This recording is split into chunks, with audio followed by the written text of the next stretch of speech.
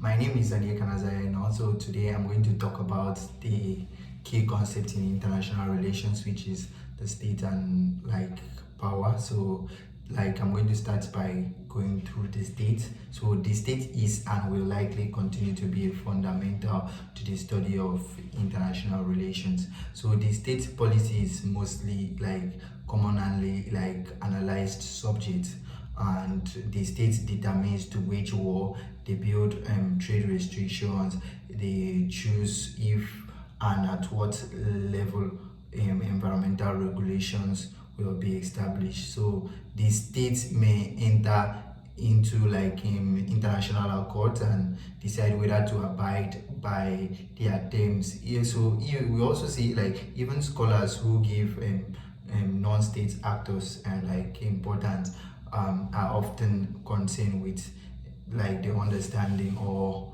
altering state practices. So we also see international relations as a field of study focuses mostly on what the government to do and how their actions influence other states. So similarly, states are a common unit of analysis in international relation theory. So numerous analysts concentrate on states and their relations to explain and observe patterns of international politics. So the state is very crucial to neoliberalism, so institutionalism and neorealism. So in addition, it is a crucial to numerous conservativities and school theories. So school theory. So critical postmodern and feminist theories which image in opposition to the existing system of social authorities, frequently centered on problematizing government and state behavior. So state and interaction are primarily I would put it in primarily objectives or objects and units to analyze in international relations. So this is I would say this begins to examine or justify state-centric theories in international relations. So I'm going to talk about why we analyze the state. So we have a lot of things that I'm going to put in place while we analyze the state. So all theories are founded on simplification and intended to explain complicated realities. So theories are often categorized into family or other based on assumptions which they share. So in adopting simplifying assumptions, analysts wager methodologically on the most efficient means of capturing the essence of phenomena they seek to understand. So these are wagers because the assumptions must be made before the full ramification of theories may be examined. So scholars try to spend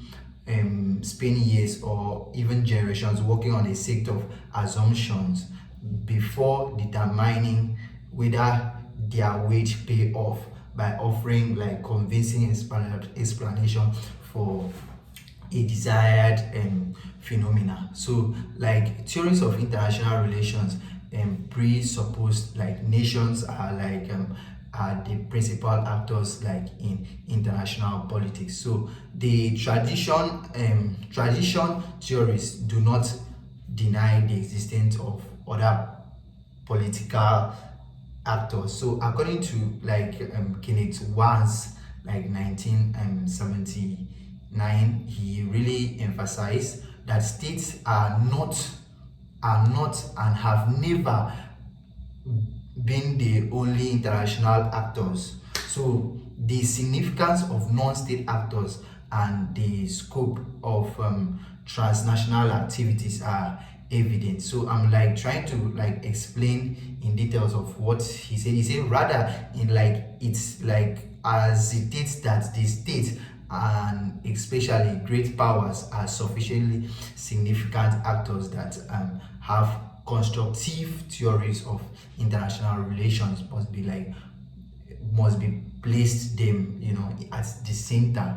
So in conclusion about the state, I will say that like to employ like state-centric theory, like it's not to take an ethical stance.